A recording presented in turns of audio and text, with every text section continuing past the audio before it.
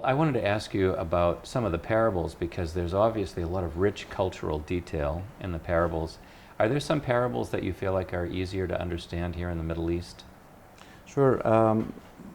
Actually, all of them are. Uh-huh. But let me focus in particular on the so-called prodigal son. Arab Christian theologians and biblical commentaries in the medieval ages did not call him prodigal son. They called him the smart son, because he's smart because he went back to his father. This is smart to do. But to be prodigal all of your life is not a good thing. And he was not prodigal all of his life. He came back to his senses and his father. So anyway, if we look at this parable, it's a rich story where we see the whole gospel right there in the heart of Luke 15.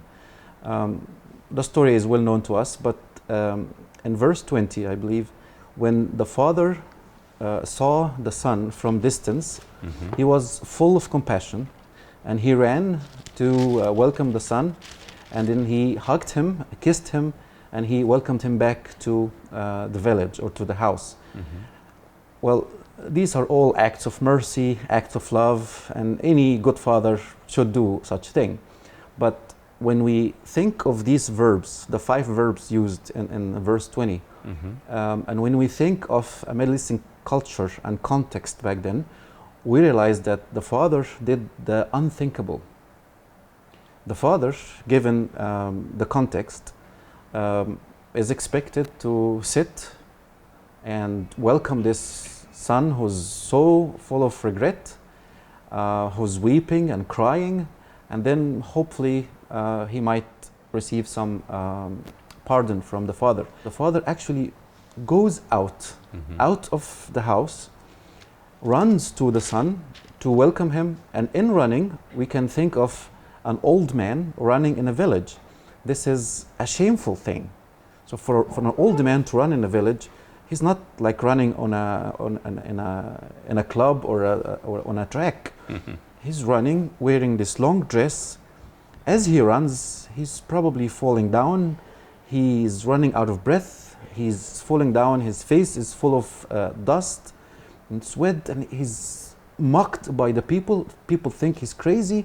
People think he might have gone crazy because the son left him.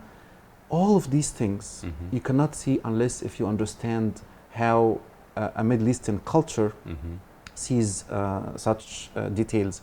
Now, all of these humiliations that the father experienced, these are the cross.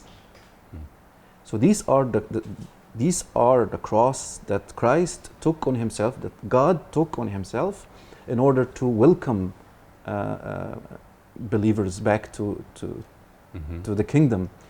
At this point, the son, who was supposed to be mocked by the people, sitting in the streets, drinking some tea, or just chatting, they mocked the father because they didn't see the son. The son is coming from the end of the village or the beginning of the village, but the father is running from the house, street by street, to welcome the son. They did not know the real story, did not see the other story. This is actually what Paul is saying in 1 Corinthians when he speaks of the foolishness of the cross. This is foolishness. For the father to run out of his house, this is extreme foolishness. He should be sitting, welcoming this son who's regretting what he's done. But to be fool is to run and fall and be mocked and humiliated.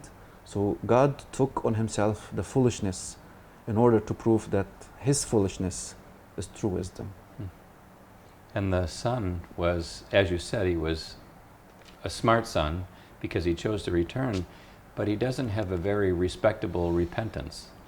He's not coming groveling saying, he wanted to make a shrewd, he was almost like the shrewd manager. He wanted to make a transaction with his father. Right. At least if I come back, I can live this way. Right. But it's almost like the father overlooked all of that and just said... The Bible doesn't tell us that what the son had planned to say, had said. He did not say it. Right. It wasn't finished. Right. As soon as the son saw the welcome of the father, all of his plan, all of his scenario was gone. Yeah. Yeah.